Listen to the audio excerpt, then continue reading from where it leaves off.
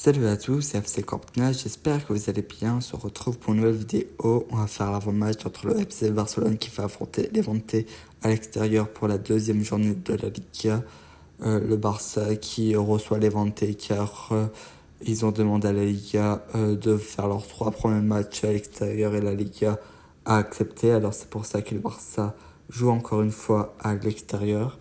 On va évidemment parler du Barça, de Levante et du 11 type. On va commencer évidemment par Levante, vu que déjà ils jouent à l'extérieur et vu que c'est l'équipe qu'on va affronter. Alors, il faut savoir que concernant Levante, ils ont perdu leur premier match face à Alaves sur le score de 2-1. Même si, honnêtement, ils auraient pu largement se faire prendre un score plus énorme que 2-1. Alors que pourtant Alaves c'est loin d'être la meilleure équipe du monde, hein. Franchement c'est une équipe très moyenne de Liga, mais ça a été très compliqué pour cette première journée de la Liga. Et il faut savoir que avec quelques jours de cela, il n'y avait que 3 joueurs inscrits concernant Levante, alors c'est très compliqué.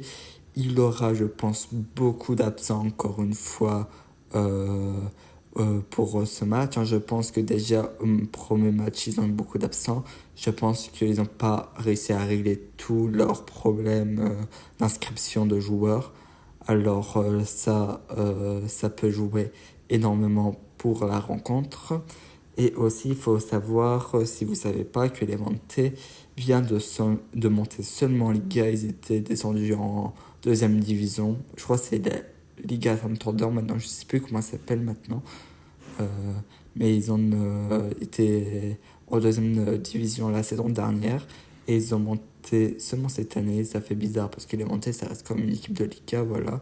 Ça reste une équipe qui voilà, arrive toujours à rester en Liga, mais bon, ils ont eu un petit moment de faiblesse et ils ont remonté. On verra bien qu'est-ce que ça donne, mais voilà, normalement le Barça devrait très largement gagner ce match. J'ai pas envie de dire que le Barça gagnera à coup sûr, mais le Barça est favori et de toute façon, comme on est champion en titre de la Liga, le Barça sur tous leurs matchs, même face au Real, je pense, sera favori. Voilà. Aussi, il faut savoir que niveau défense, c'est vraiment très compliqué. C'est un très gros point faible. C'est là qu'il faudra attaquer. Concernant le Barça a gagné 3-0 contre Mallorca dans un match polémique. Dans un match où le Barça très vite était en supériorité numérique parce que Mallorca a eu 2 cartons rouges. Bon voilà, après il y a eu beaucoup de choses polémiques durant ce match, mais même si il y a eu des choses polémiques, je pense que le Barça aurait quand même gagné, même s'il n'y avait pas de choses polémiques. Honnêtement, si on enlève le côté polémique, le Barça était quand même dessus, même si la deuxième mi-temps était très mauvaise. Andy Flick a pas du tout aimé que le Barça se donne pas à 100% lors de la deuxième mi-temps. Il a fait rappeler aux joueurs, du coup je pense que les joueurs ont pris conscience et vont être très motivés concernant les montées. Ensuite, le Barça a la plupart de ses joueurs, alors ça c'est cool. Nous avons le retour de Robert Lewandowski, je pense pas qu'il commencera le match, mais je pense qu'il pourrait rentrer en cours de jeu. Alors ça c'est bien, le retour de Lewandowski, et nous avons le Olmo qui est normalement à 100%, et il y aurait des possibilités qui commencera même titulaire. Bon bref, alors ça se passe plutôt bien, le Barça doit gagner pour être premier de la Liga. Et pour bien s'installer, il faut toujours bien commencer la Liga et toujours bien la finir. Et de toute façon, c'est un club à notre portée. Voilà. Maintenant, je ne vais pas m'attarder plus que ça. Concernant le 11 type, je vais mettre Juan Garcia en cage. À droite, Jules Koundé. Il y a, je sais, une espèce de concurrence avec Eric Garcia. Mais comme Eric Garcia était titulaire lors du dernier match, je pense que cette fois, ça sera Jules Koundé. En charge centrale, ce sera Araro Koubarsi. Je suis pas fan d'Araro, mais il faut faire avec, malheureusement.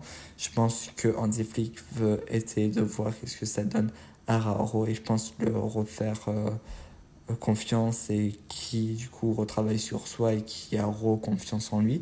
Je pense que c'est le but de Hansi Flick de mettre Araro titulaire à la place de Christensen. À gauche, Baldé. En double pivot, ça sera Pedri Gavi. Car De Jong a eu des petits problèmes, pas physiques ou quoi, rien de grave, mais plus familial où je sais pas exactement, je peux pas vous dire plus. Et il s'est pas entraîné cette semaine avec le groupe, alors je pense qu'il ne débutera pas ce match, il pourra rentrer en cours de jeu. Mais en tout cas, il ne faut pas compter pour De Jong en tant que titulaire. Du coup, on va revoir un double pivot Pedri et Gavi. Franchement, c'est un double pivot que j'apprécie beaucoup. En 10, personnellement, je veux voir Fermin. Je préfère largement Fermin à Olmo, je l'ai déjà dit plusieurs fois.